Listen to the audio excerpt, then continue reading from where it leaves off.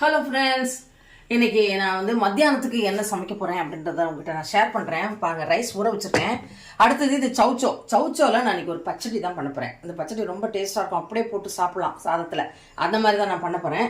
அதுக்கு வந்து தேவையானது வந்து கொஞ்சம் பொட்டுக்கடலை, தேங்காய், அப்புறம் வந்து இதுல பச்சை மிளகாய் இருக்கு. பச்சை மிளகாவும் சீரகம் வச்சு முதல்ல அரைச்சிக்கிடணும். அரைச்சிட்டு அதுக்கப்புறம் இதை நல்லா வேக வச்சுட்டு நான் செய்யும் போது உங்ககிட்ட சொல்றேன். அப்புறம் தயிர் ஊற்றி நம்ம செய்ய போகிறோம். இது வாழைக்காய் எடுத்து வச்சிருக்கேன். வாழைக்காய் வறுக்க போகிறேன். இந்த தயிர் பச்சடிக்கு இந்த வாழைக்காய் வறுத்து வச்சு சாப்பிட்டா நல்லாயிருக்கும். அதுக்காக கொஞ்சம் காரக்குழம்பு வைக்கலாம் அப்படின்னு ஐடியாவில் இருக்கேன். எனக்கு கொஞ்சம் காரக்குழம்பு சுண்டக்காய் இருக்குது நிறையா. சரி, சுண்டக்காய் போட்டு கொஞ்சம் காரக்குழம்பு வைக்கலாம் அப்படின்னு சொல்லிட்டு தான். இது ஹஸ்பண்டுக்கும் எனக்கும் தான். அவங்க வந்து காரக்குழம்பு சாப்பிட மாட்டாங்க. ஸோ அதனால் இன்னைக்கு வந்து இந்த ரெசிபி தான் நான் செய்ய போகிறேன். அதை செய்யும் போது உங்ககிட்ட அப்படியே ஷேர் பண்ணுறேன். வெட்டி வச்சுருக்கேன். இனிமேல் தான் வந்து இதை நான் கழுவிட்டு வேக வைக்க போகிறேன். வேக வச்சுட்டு அதுக்கப்புறம் என்னென்ன ஆட் பண்ணி எப்படி நான் அதை செய்கிறேன்றதை உங்ககிட்ட சொல்கிறேன். வாங்க வீடியோக்குள்ள போகலாம். இப்போ பாருங்களேன், இந்த நம்ம வெட்டி வச்சுருந்தோம்ல சவுச்சோ, அதை வந்து இந்த குக்கரில் போட்டு இண்டக்ஷனில் வச்சுருக்கேன். இண்டக்ஷனில் வந்து தண்ணி ஊற்றி கொஞ்சம் போல் தண்ணி ஊற்றி வச்சுருக்கேன். இதில் கொஞ்சம் போல் உப்பு போட்டுடலாம். உப்பு போட்டுட்டு வேகட்டும். கொஞ்சம் ஒரு நான் சீக்கிரம் வெந்துடும். இப்போ இருக்க சவுச்சோலாம் சீக்கிரம் வந்துடுது. நல்ல பிஞ்சாக தான் இருக்குது, அதனால் வெந்துடும். இப்போ இது வெந்ததுக்கு பிறகு இதை நான் ஒரு மூடி போட்டு வேக வச்சிடுறேன். ஏன்னா குக்கரில் போட்டால் ரொம்ப குழஞ்சி போயிடும். ஒரு விசில் வச்சா கூட ரொம்ப குழஞ்சி போயிடும். அதனால் நான் வந்து ஒரு ஓப்பன் பாட்டில் வச்சு வேக வச்சுருக்கேன். இப்போ இதுக்கு வந்து ஒரு பேஸ்ட் அரைக்கணும் இல்லையா? அது என்னென்ன பேஸ்ட்டுன்னு சொல்கிறேன் பாருங்கள். தேங்காய், அது கூட பச்சை மிளகாய், அது கூட வந்து பொட்டுக்கடலை கொஞ்சம், அப்புறம் வந்து சீரகம். எனக்கு வந்து பூண்டு பச்சடியில் போடுறது பிடிக்கும், அதனால் நான் பூண்டு போட்டிருக்கேன். இஞ்சி வந்து தாளிக்கும் போது போட்டு தாளிச்சிருவேன். பூண்டு மட்டும் இதில் போட்டு அரைக்கிறதுக்காக போட்டிருக்கேன். உங்களுக்கு பிடிக்கும்னா போடுங்க, இல்லைன்னா வேண்டாம். இது கூட கொஞ்சம் போல் நம்ம சீரகம் போட்டுக்கலாம். சீரகத்தை போட்டு நல்லா மையை அரைச்சிட்டு வந்துடுவோம். அரைச்சிட்டு வந்துட்டு அதுக்கப்புறம் நம்ம தயிரை ஊற்றி தாளிக்க போகிறோம். அவ்வளோதான். ஈஸிங்க, ரொம்ப நல்லாயிருக்கும், டேஸ்ட்டாக இருக்கும். நீங்கள் வந்து வெறுமே இதை வச்சுட்டு ஒரு வறுவல் வச்சு சாப்பிட்றலாம், நல்லாயிருக்கும். அதை தான் நான் இன்றைக்கி பண்ணுறேன். இன்றைக்கி வாழைக்காய் வறுவல் பண்ணுறேன். இதுக்கு உருளைக்கிழங்கு பண்ணால் கூட நல்லா தான் இருக்கும். சரி, இதை நான் அரைச்சிட்டு வந்துடுறேன். அரைச்சிட்டு வந்து அது வேக வச்சுட்டு எப்படி நான் அதில் கலக்கிறேன்றதை உங்கள்கிட்ட காமிக்கிறேன். இப்போ பாருங்கள், நான் அரைச்சி வச்சுருந்தேன் பார்த்தீங்களா? தேங்காய், பச்சை மிளகாய், சீரகம், பொட்டுக்கடலை, பூண்டு எல்லாத்தையும் வந்து இந்த வெந்துருச்சு இது, அதனால் நான் இதில் போட்டேன். இப்போ இதில் போட்டோடனே இந்த பச்சை ஸ்மெல்லாம், ரா ஸ்மெல்லாம் போயிடும். போனதுக்கப்புறம் நம்ம கொஞ்சம் ஆறுனதுக்கப்புறம் தான் நம்ம தயிரை ஊற்றி வச்சுட்டு அதுக்கப்புறம் நம்ம தாளிக்க போகிறோம். தேங்காய் எண்ணெயில் தாளிச்சிங்கன்னா ரொம்ப நல்லாயிருக்கும். இல்லைனா நம்ம சாதாரண ரீஃபண்ட் ஆயிலே நம்ம தாளிச்சிக்கலாம். எது இருக்கோ அதில் நம்ம தாளிச்சிக்க போகிறோம். இப்போ நம்ம வந்து இது நல்லா வெந்துருச்சு. இதில் இருக்க பச்சை ஸ்மெல்லும் போயிடுச்சு. இந்த பதத்துக்கு இருந்துட்டு நம்ம தயிர் ஊற்றும் போது சரியாக இருக்கும். அதுக்காக தான் நான் உங்கள்கிட்ட காமிச்சிருக்கேன். இதில் கொஞ்சம் போல் மஞ்சத்தூள் போட்டிருக்கேன். உங்களுக்கு பிடிச்சதுன்னா போடுங்க, இல்லை உங்களுக்கு ஒயிட்டாகவே வேணும் அப்படின்னா அப்படியே இருக்கட்டும் விட்டுருங்க. நான் கொஞ்சம் மஞ்சத்தூள் போட்டிருக்கேன். இப்போ இது நல்லா வெந்துருச்சு. இப்போ நான் அதை ஆஃப் பண்ணிடுறேன். ஆஃப் பண்ணிட்டு இது கொஞ்சம் இதை ஓப்பன்லேயே இருக்கட்டும், அப்போ தான் ஆறிடும். அதுக்கப்புறம் நான் வந்து தயிர் வந்தது பாருங்கள், எடுத்து நல்லா கலக்கி வச்சுருக்கேன். நல்லா ஸ்பூன் போட்டு நல்லா கலக்கி வச்சுருக்கேன். இந்த தயிரை நம்ம அதில் ஊற்ற போகிறோம்.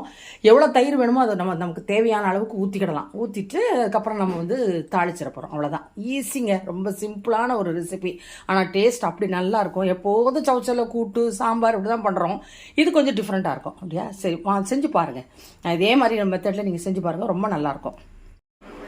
இப்போ பாருங்கள், இதுக்கு சைட் டிஷ் வந்து நான் வாழைக்காய் எடுத்து வச்சுருந்தேன்ல, அந்த வாழைக்காய் இப்படி ரவுண்டாக கட் பண்ணி நம்ம குழம்பு மிளகாத்தூள் அரைச்சி வச்சுருக்கோம்ல, அதில் ஒரு 1.5 ஸ்பூன் போட்டிருக்கேன். ஏன்னா வந்து உப்பும் போட்டு நான் வந்து மஞ்சத்தூள் எதுவுமே போடல, ஏன்னா எல்லாமே இதில் போட்டிருக்கேன். அதனால் புரட்டி வச்சுருக்கேன். இப்போ வந்து இந்த கடாயில், இரும்பு கடாய் தான் வச்சுருக்கேன். இண்டக்ஷனில் தான் முக்கால்வாசி நான் வந்து இண்டக்ஷனில் தாங்க சமைப்பேன். அது கொஞ்சம் ஈஸியாகவும் இருக்கும், நமக்கு வந்து டக்குன்னு வேலையும் முடியும். அதனால தான் நான், ஏன்னா ஸ்டவ்லேயும் வைப்பேன், அதில் ஒரு வேலை பார்த்துருந்தேன்னா இதில் ஒரு வேலை பார்ப்பேன். அதனால் இன்றைக்கி வந்து இதில் வச்சுருக்கேன். இரும்பு கடாயும் இண்டக்ஷனில் வைக்கலாம், அதனால் இது வச்சுருக்கேன். இப்போ இதில் எண்ணெய் ஊற்றிருக்கேன் பாருங்கள். இப்போ இது நல்லா அது காஞ்சிட்ருக்கு. இப்போ இந்த டயத்தில் நம்ம வந்து புரட்டி வச்சுக்கோங்க வாழைக்காய், அது எல்லாத்தையும் இதில் போட்டுடலாம்.